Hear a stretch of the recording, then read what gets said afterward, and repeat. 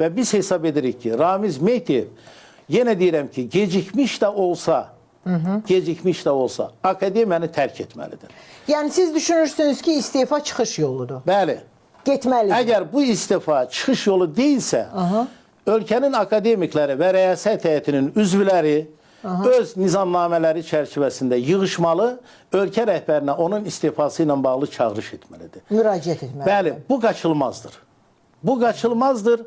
Əgər Ramiz Mehdiyevin 84 yaşında özündə bir, necə deyim sizə, fikir formalaşdırır, özündə bir toplanmış bir, necə deyim, cəsarətini tapa bilsə, ən yaxşı yol onun özünün getməsidir. Əks halda dediyim yollar qaçılmazdır.